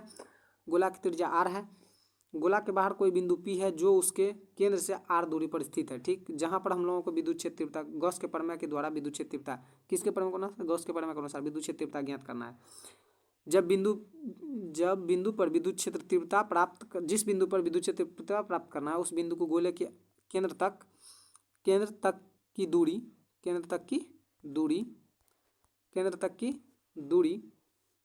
दूरी को त्रिज्या मानते हुए एक गोलीय सतह बनाया जाता है। अब जहाँ पर बनाना वहाँ पर एक गोलीय सतह बनाएंगे ना, देख लीजिए। अब देखिए यहाँ तक का दूरी तो r था, अब हमको मान लीजिए यहाँ निकालना है, तो गॉस थ्योरम तो बंद पृष्ठ के लिए, तो यहाँ पर एक गॉस से सतह बनाएंगे। ठीक, इसलिए ये बनाया है। अब आगे आता है, तो गॉस थ्योरम से आप क्या पढ़ के आए, तो फाई बराबर जो होता है, फाई बराबर आप पढ़ के आए ना, फाई बराबर क्या हो जाता है, तो क्यू बाय एप्सिलॉन नॉट पढ़ के आए हैं। ठीक, तो और फाई के लिए दूसरा चीज क्या पढ़े, ई डॉट डी एस भी होता है। ठीक, तो ई डॉट डी एस लिखे, डिस्टेंस ये डिस्प्लेसमेंट हो गया। अब एंगल अगर आप ऐसे इस पे निकाल रहे हैं और तो यहाँ पर एंगल क्या बन रहा है, यहाँ पर एंगल क्या, ये बढ़ेगा उधर तभी ना कुछ एंगल होगा, तो यहाँ पर 0 डिग्री एंगल लेंगे। तो फाई डॉट, तो यहाँ फाई डॉट डी एस है ना, तो डॉट को हटाएंगे तो क्या आएगा, E D S cos theta आ जाएगा। थीटा का वैल्यू 0 रखेंगे तो फाई डी एस यहाँ से E dot E D S आ जाएगा, डिस्प्लेसमेंट छोटा से। और फिर ये जो एस है वो डिस्प्लेसमेंट को दर्शा रहा है। ठीक, ये डिस्टेंस हो गया और यहाँ से इंटीग्रेशन करेंगे तो ई तो कांस्टेंट बाहर हो गया और डी एस का तो एस हो गया। फिर यहाँ से ई का वैल्यू आप यहाँ से पुट भी कर सकते हैं और एस इसका क्या होता है, यहाँ पर लिखा हुआ है एस गोले पृष्ठ का क्षेत्रफल। एल ये मतलब एस जो लिया है तो पृष्ठ, इससे पहले हम एरिया लेते थे, यहाँ पर गोले पृष्ठ का क्षेत्रफल क्या होगा, 4πr²। तो क्या हो गया ये 4πr² यहाँ पर पुट कर देंगे, कोई दिक्कत। एस का वैल्यू ई निकालना है हमको, तो क्यू बटे एप्सिलॉन नॉट को फिर इधर क्रॉस मल्टीपल करेंगे तो ई को इसको उठा के इधर भेज देंगे, तो क्यू बटे 4πr² इंटू ई हो जाएगा, बात खत्म। और यहाँ से आपका वैल्यू प्राप्त हो जाएगा जो विद्युत क्षेत्र तीव्रता होता है। ठीक, आई होप यहाँ तक क्लियर था होगा। चलिए अब आगे आते हैं। ये भी एक वीवीआई है, बोल रहा है जब किसी खोखले गोले के अंदर केंद्र पर आवेश रखा जाता है, केंद्र पर कोई आवेश रखा जाए तब वह आवेश उसी गोले पूरे पृष्ठ पर बाहर जाकर के समान रूप से विस्तृत हो जाता है। मगर इसके केंद्र पर अगर रखेंगे तो ये चार्ज, तो ये इसके पूरे पृष्ठ पर फैल जाएगा। यहाँ पर भी नेगेटिव चार्ज है तो पूरे नेगेटिव चार्ज इसके बाहर में फैल जाएगा। नेगेटिव कहाँ फैलेगा, बाहर में, और उसके अपोजिट नीचे में प्लस फैल जाएगा। यहाँ से वैसे ऑब्जेक्टिव क्वेश्चन आएगा नहीं, तो हमको इस पर ध्यान नहीं देना है। एक यहाँ से क्वेश्चन बनता है, जब पी बिंदु पर गोले के अंदर स्थित हो, कहाँ लिखा है, जब बिंदु पी आवेशित गोला के अंदर स्थित है, जब पी अंदर में ही स्थित है तब वहाँ पर कैसे निकालेंगे। तो गॉस थ्योरम से आपको पता ही है, गॉस थ्योरम से ये जो आप इससे पहले ड्राइव किए हैं इस पिछले में, तो उसी चीज़ को फिर यहाँ पर जो इसके फिगर में है सब कुछ लिखेंगे कि दिखाए गए चित्र में आवेशित खोखले गोले के अंदर पी बिंदु पर स्थित है, जिसके केंद्र पर उस गोले के अंदर आवेश का मान 0 रहता है। केंद्र पर क्या होता है, आवेश का मान 0 रहता है। ऑब्जेक्टिव में ये क्वेश्चन पूछता है, खोखले गोले के अंदर केंद्र पर आवेश का मान क्या होता है, 0 रहता है। खोखले गोले के केंद्र के अंदर यानी कि केंद्र पर आवेश का मान 0 होता है, ऑब्जेक्टिव में पूछा गया है कई बार। इस कारण यह खोखले गोले के केंद्र दिए गए आवेश के बाहरी सतह पर विस्तृत हो जाता है। यानी केंद्र पर कोई आवेश रखेंगे ना तो केंद्र पर 0 हो जाएगा, लेकिन उसके बाहरी पृष्ठ पर पूरा फैल जाएगा।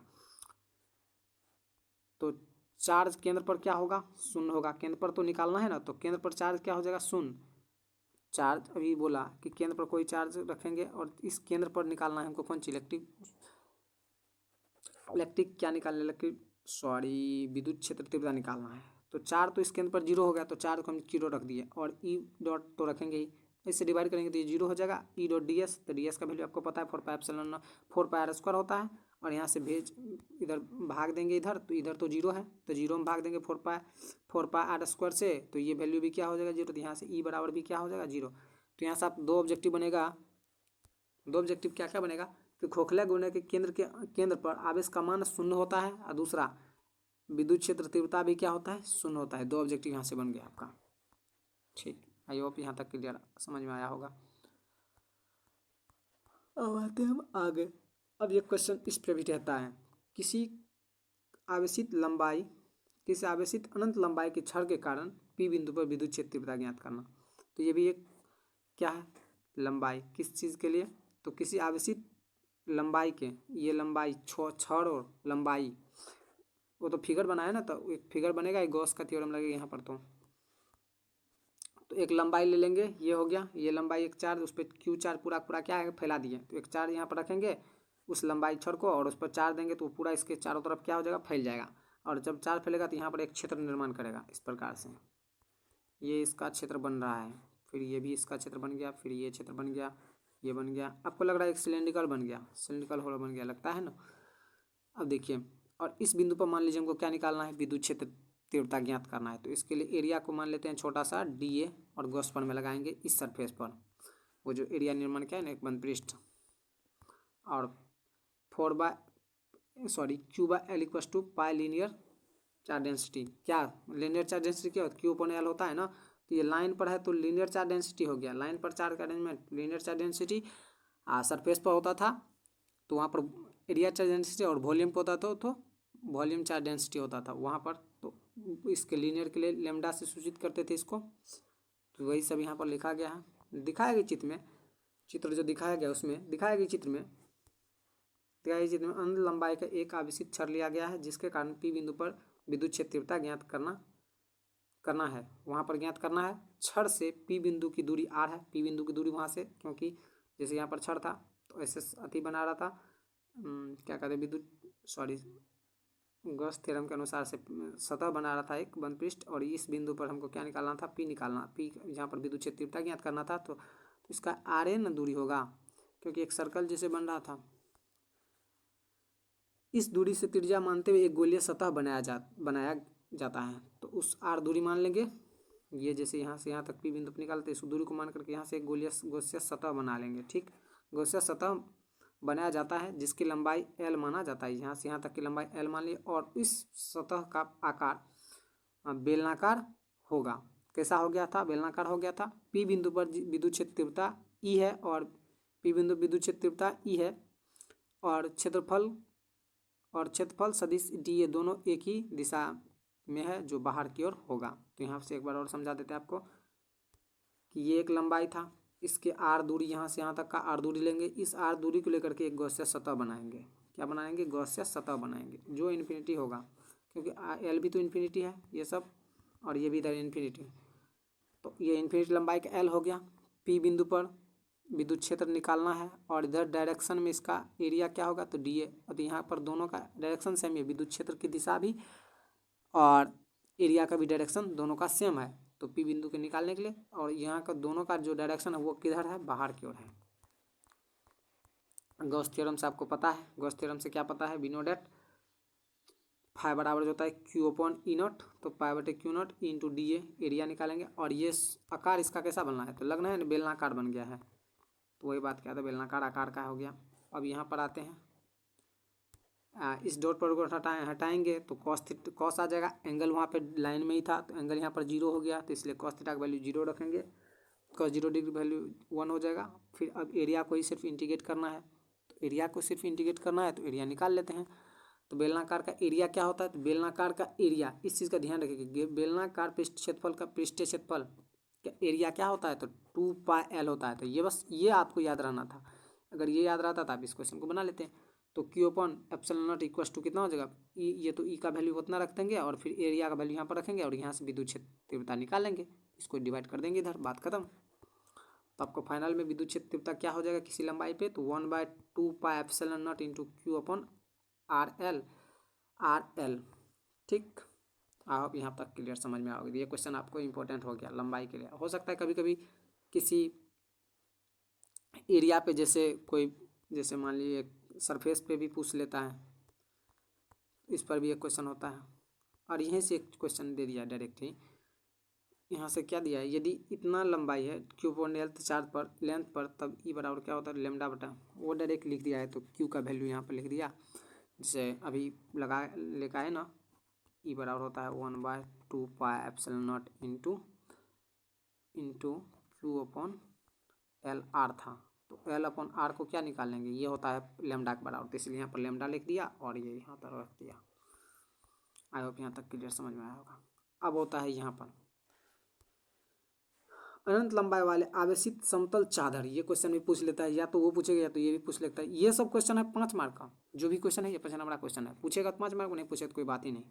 अनंत लंबाई वाले समतल चादर, तो यहाँ पर एरिया का बात करेगा, वहाँ पर लंबाई का बात था, यहाँ पर एरिया वाला बात होगा। के कारण पी बिंदु पर विद्युत क्षेत्र तीव्रता ज्ञात करना है। किस चीज़ पर, पी बिंदु पर। यहाँ पर एक पी बिंदु है, दिख रहा होगा आपको, ये होगा आपका पी बिंदु, ये जो यहाँ से है, और एक गॉसियन सतह बनाया जाएगा। आगे पढ़ लेते, फिर उसके बाद समझा देंगे इसको फिगर को। देखिए क्या लिखा हुआ है, दिखाया गया चित्र में एक समतल चादर धनात्मक आवेश से आवेशित किया गया है। धनात्मक आवेश उसमें डालेंगे और उसका पृष्ठ पर फैल गया ना, धनात्मक आवेश आवेशित किया गया है। इसके लंबवत दूरी आर पर कोई बिंदु पी है। इसके लंबवत दूरी कितना है, आर पे पी है, जहाँ पर विद्युत क्षेत्र तीव्रता ज्ञात करना है। अनंत विस्तार होने के कारण चादर के दोनों ओर पी बिंदु पर एक गोश्य सतह बनाया जाता है। गोश्य सतह बनाया जाता है, बनाया गया ना, एक गोश्य सतह। अनंत लंबाई इसका कोई लिमिट है, तो एक यहाँ पर सतह बनाएंगे, एक यहाँ पर सतह बनाएंगे, उसी के अनुसार यहाँ पर एक भी सतह का निर्माण कर लेंगे। और यहाँ से यहाँ तक का डिस्टेंस कितना मान्य है, आर। आर को डिस्टेंस मान के यहाँ पर एक गोश्य सतह बना लेंगे और इसका एरिया को डी ए ले लेंगे और इसका विद्युत क्षेत्र की डायरेक्शन ये ले लेंगे। एरिया का भी डायरेक्शन, विद्युत क्षेत्र की डायरेक्शन दोनों बाहर की ओर ही है। यहाँ भी बाहर की ओर था, बैक में भी। आगे देखिए, सतह बनाया गया है जिस बिंदु पी पर विद्युत क्षेत्र तीव्रता और विद्युत क्षेत्र के सदिश दोनों बाहर की ओर होगा, तब गॉस का प्रमेय कुछ इस प्रकार से। तो देख लीजिए, विद्युत क्षेत्र भी इधर ही था और एरिया भी इधर ही था, तो एंगल यहाँ पर कितना बना रहा है, 0। ई डॉट डी ये होता था ना फ्लक्स के लिए, तो 1 Q/ε के लिए, तो यहाँ पर फिर यही यूज करेंगे। और समतल चादर का एरिया फिर निकालना है, तो बस उसके बाद और कुछ भी है नहीं। तब यहाँ देखिए, दोनों तरफ निकालेंगे, पहले इस तरफ भी निकालेंगे ई डॉट डी एफ और इधर भी डी ई डी ए, दोनों तरफ निकाल लेंगे। अरे समतल चादर है, ऐसे समझिए, ये समतल चादर था, इधर भी एरिया निकालना था, इधर भी दो विद्युत क्षेत्र, एक इसकी डायरेक्शन में, एक इधर इसके डायरेक्शन में, इधर वाला भी निकालेंगे, इधर वाला भी, दोनों को फिर ऐड कर देंगे। ऐड करके 2E आ जाएगा, और 2AE आने के कारण अब यहाँ पर हमको समतल चादर था, एरिया को भी डालना है, एरिया निकाल लेंगे फिर। तो यहाँ से इलेक्ट्रिक फील्ड विद्युत क्षेत्र तीव्रता कितना आ जाएगा, Q/2A/0 है, ठीक। तो यहाँ पर हमको क्या निकालना था, विद्युत क्षेत्र तीव्रता ही निकालना था ना, हाँ। चलिए आगे आते हैं, एरिया का वैल्यू सिर्फ रखेंगे। तो समतल चादर पृष्ठ घनत्व के लिए तो आपको पता होगा कि सिग्मा बराबर होता है Q/A होता है।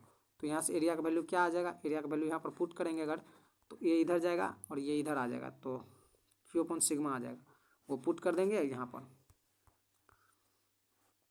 यहाँ पर क्या करेंगे, एरिया का वैल्यू पुट करेंगे, तो Q/ एरिया ये आ जाएगा।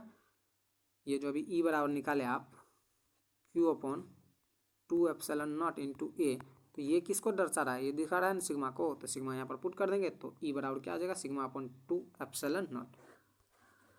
आई होप यहाँ तक क्लियर रहा। लेकिन पैरेलल वाला क्वेश्चन आ सकता है, ये वाला, दो समांतर आवेशित पट्टी के अंदर तथा बाहर स्थित बिंदु पर विद्युत क्षेत्र तीव्रता ज्ञात करना है। कहाँ, समांतर वाला, इस चीज़ का ध्यान रखें, समांतर वाला, एक यहाँ एक यहाँ, दो फिगर को पढ़ लीजिए। दिखाए गए चित्र में दोनों तरफ प्लेट रखा हुआ है, एक दूसरे क्या है, समांतर रखा गया है। एक पर धन आवेशित तथा दूसरे पर ऋण आवेशित दिया गया है। देख लीजिए, एक पर धन आवेशित है, इस पे धन है, इस पे ऋण है, इस पे धनात्मक, इस पे ऋणात्मक दिया हुआ है। दोनों चीज डिफाइंड हो गया, ठीक। तथा ऋणात्मक दिया तब हम लोगों को दोनों पट्टियों के बीच P1 तथा दोनों पट्टियों के बीच बाहर P2 पर विद्युत क्षेत्र तीव्रता, एक P1 पे एक दूसरा P2 पे विद्युत क्षेत्र तीव्रता ज्ञात करना है। तो पहले P1 के लिए चलते हैं। तो P1 से विद्युत क्षेत्र तीव्रता बराबर, तो E0 E1 प्लस E2, पहले P1 के लिए तो E1 प्लस E2, ये वाला देख लीजिए यहाँ पे, इस पॉइंट पे निकालना है। तो इस पॉइंट के लिए इससे पहले हम ड्राइव करके लाए ना आपको कि किसी समतल चादर के लिए क्या हो जाता है, 2A होता था ना, ये जो समतल चादर ही था, ये समतल चादर ही था ना, इसके लिए क्या होगा, तो 2AE हुआ था।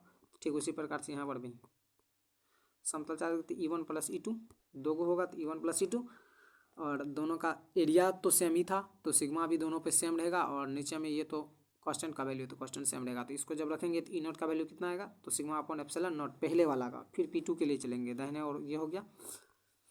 फिर P2 के लिए विद्युत क्षेत्र तीव्रता, विद्युत क्षेत्र निकालना है तो पहले तो ई नॉट E1 माइनस E2, मतलब पहले वाला में से बाहर वाला को हटा देंगे तो E2 का वैल्यू नेट क्या हो जाएगा, 0।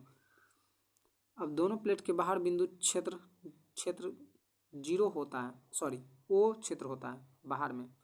दोनों प्लेट के बाहर विद्युत क्षेत्र 0 होता है, ध्यान रखिएगा, ये ऑब्जेक्टिव में पूछेगा। O नहीं 0, दोनों प्लेट के बाहर विद्युत क्षेत्र क्या होता है, 0 होता है। प्लेट से बाहर विद्युत क्षेत्र क्या होता है, 0। अगर दोनों प्लेट से, एक प्लेट यहाँ पर लगाती है, प्लेट यहाँ पर, तो इसके बीच में तो कुछ आएगा, लेकिन दोनों प्लेट से बाहर क्या होगा, विद्युत क्षेत्र 0 होता है। अब यहाँ पर एक क्वेश्चन यहाँ से बन सकता है, नहीं अब यहाँ से, लेकिन इस चीज़ को ध्यान रखिएगा, क्वेश्चन पूछा जाता है बहुत बार। गॉस प्रमेय के द्वारा कूलम्ब बल को सिद्ध करें, इस चीज़ का पूछता है, कई बार पूछा है। बस गॉस का प्रमेय याद रहना चाहिए, कूलम्ब बल याद रहना चाहिए, सॉल्व कर देंगे, बात खत्म। तो यहाँ पर कुछ पढ़ लीजिए, दिखाया गया चित्र में एक चित्र दिखा गया है यहाँ पे, और जिसके अंतर्गत r दूरी पर कोई बिंदु P है, जहाँ पर हम लोगों को विद्युत क्षेत्र तीव्रता ज्ञात करना है, और यहाँ पर कूलम्ब बल सिद्ध करना है, फोर्स भी निकालना है। गॉस के प्रमेय के अनुसार r दूरी पर कोई त्रिज्या मानते हुए एक काल्पनिक सतह बनाया गया है तथा गॉस प्रमेय का यहाँ पर गॉस प्रमेय से क्या होता है, ये एक सतह बनाया गया, r दूरी यहाँ से यहाँ तक, इसका एरिया 4πr² होगा ना, क्योंकि गॉस से सतह एरिया 4πr² हो गया ये। और यहाँ पर P निकालना है, और इधर विद्युत क्षेत्र हो गया। तो यहाँ से दो चीज़ आप निकाल सकते हैं, फोर्स भी निकाल सकते हैं और विद्युत क्षेत्र तीव्रता भी निकाल सकते हैं। तो आपको फाइ बराबर तो पता ही होगा, Q बटे एप्सिलॉन नॉट होता है, और ये भी होता है एरिया इंटू डिस्प्लेसमेंट भी होता है, सॉरी एरिया नहीं, electric field into displacement, D A छोटा सा, पूरा तो बाद में निकालेंगे ना। डिस्टेंस ये हो गया ये, और Q बटा एप्सिलॉन नॉट रखेंगे, और फिर इसको इंटीग्रेट करेंगे एक रिस्पेक्ट में, लेकिन यहाँ पर पहले ये डॉट प्रोडक्ट में था, तो डॉट प्रोडक्ट हटाएंगे, कॉस थीटा लेंगे, दोनों का जो डायरेक्शन था सेम डायरेक्शन में, तो एंगल 0 हो गया, तो कॉस 0 का वैल्यू 1 होता है। फिर यहाँ से ये आ जाएगा, फिर यहाँ पर एरिया को इंटीग्रेशन करेंगे तो ये तो बाहर हो जाएगा, एरिया का फिर ए हो जाएगा, फिर इसका वैल्यू यहाँ पर पुट कर देंगे। इसका वैल्यू क्या हो जाता था, 4πε0 का, सॉरी एरिया का वैल्यू कितना था, 4πr², यही था अभी गॉस का एरिया, सतह का एरिया जो था, गॉस का एरिया सतह का एरिया। और फिर इधर था Q/E0 था, इसको उठा के इधर कर देंगे तो E बराबर क्या प्राप्त हो जाएगा, E बराबर हो जाएगा 1/4πε0 Q/r² बन जाएगा। तो ये हो गया यहाँ से। अब यदि बिंदु P पर कोई बिंदु आवेश Q0 रखा जाए, और P पर कोई बिंदु, पहले तो P पर निकाल देते तो एक ही चार्ज था, अब Q पर अगर P पर कोई चार्ज रखते तब वहाँ से फोर्स ड्राइव हो जाएगा। तो Q पर कोई Q0 चार्ज रखा तो विद्युत क्षेत्र के अंदर रहने से कारण इस पर विद्युत बल लगेगा इस पर। तो फोर्स बराबर क्या होता है, Q इंटू ई, से पहले बताए, तो Q इंटू ई रखेंगे यहाँ पर, और फिर यहाँ पर चार्ज तो आपको Q ही हो गया, तो फोर्स बराबर 1/e का वैल्यू रख देंगे, ई का वैल्यू यही होता था, तो यहाँ से फोर्स बराबर ड्राइव हो गया, आ जाएगा 1/4πε0 Q इंटू Q0/r², तो यही होता था Q1 Q2। आई होप समझ में आया होगा। तो कूलम्ब बल यहाँ से सिद्ध हो जाएगा। इसके अनुसार सिद्ध होता है कि गॉस प्रमेय और कूलम्ब बल एक दूसरे के लिए तुल्य होता है, मतलब एक दूसरे पे लागू होता है। तो ये क्वेश्चन भी आपको 2 मार्क में क्वेश्चन पूछा जाता है, इस चीज़ का याद रखिएगा। आई होप लगभग हमारा पोटेंशियल खत्म होने वाला है। एक क्वेश्चन यहाँ से लास्ट ये क्वेश्चन डिस्कस करते हैं, इसके बाद काम खत्म हो जाएगा। तो ये क्वेश्चन भाई कई बार पूछ लिया है, 2 मार्क में ही पूछता है, विद्युत परीक्षण आवेश। तो आपको विद्युत परीक्षण क्या होता है, विद्युत परीक्षण का मतलब विद्युत का परीक्षण, विद्युत मतलब वो आघात जो होता है, हिंदी में जिसको ठनका बोलते हैं, ठनका समझ में आता है ना, बरसात के मौसम में जो गिरता है, उसी चीज़ को यहाँ पर डिफाइन करते हैं। उसे बचने के लिए कुछ उसका हानि कैसे होता है, तो इसको कैसे समझेंगे। तो बोल रहा है यहाँ पर, आकाश के एक निश्चित क्षेत्र को बाह्य विद्युत क्षेत्र के संरक्षित रखने की घटना को विद्युत परीक्षण कहते हैं। यानी कि आकाश क्या होता है, एक निश्चित क्षेत्र है, और वहाँ से एक विद्युत आघात भी होता है ना, वहाँ से जो गिरता है बिजली, उस घटना से बचने के लिए, सुरक्षित रहने के लिए जो परीक्षण किया जाएगा, विद्युत परीक्षण होता है, उसी को हम क्या कहते हैं, विद्युत परीक्षण कहते हैं। विद्युत परीक्षण की घटना को स्पष्ट रूप से समझने के लिए एक समतुल्य उदाहरण दे रहे हैं। जैसे आप बरसात के मौसम में देखे होंगे कि ये जो बिजली चमकती है, तो आप लोग घर के अंदर चल जाते हैं।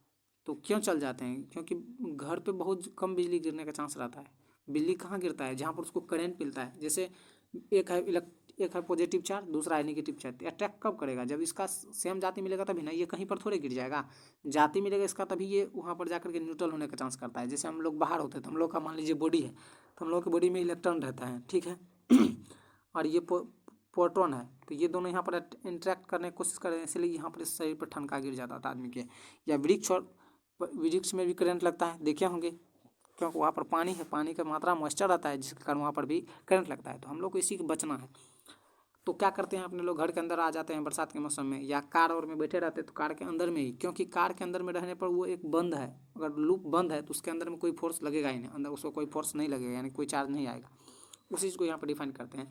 बरसात के समय में जब किसी बिजली चमकती है तब हम लोग बंद कमरे या बंद कार के अंदर रहना अधिक सुरक्षित मानते हैं। इसका कारण यह है कि किसी भी बंद कोटर के अंदर विद्युत क्षेत्र का मान शून्य होता है। आपको पता है ना कि अंदर में क्या होता है, विद्युत क्षेत्र का मान शून्य होता है। तो अर्थात किसी खोखले गोले के अंदर विद्युत क्षेत्र का मान शून्य होता है। ठीक उसी प्रकार से बंद कमरा या बंद कार के अंदर विद्युत क्षेत्र का मान भी क्या हो जाता है, शून्य हो जाता है। बाहरी क्षेत्र पर उस पर कोई प्रभाव नहीं पड़ता है, इसलिए बिजली चमकने के समय कार का या गाड़ी का जो भी हो उसका दरवाज़ा बंद रखना चाहिए, जिससे हम लोग अधिक सुरक्षित रहते हैं। इसी घटना को क्या कहते हैं, विद्युत परीक्षण। आई होप यहाँ तक समझ में आया होगा। तो हमारा ये पोटेंशियल चैप्टर भी कंप्लीट होता है। हम अगले लेक्चर में आएंगे कंडक्टर लेकर के। तो आई होप ये लेक्चर आपको अच्छा लगा तो अपने दोस्तों में शेयर कीजिए। अगला लेक्चर हमारा होगा कंडक्टर। ठीक, थैंक यू दोस्तों, आज के इतना ही, मिलते हैं अगले लेक्चर में, तब तक के लिए जय हिंद।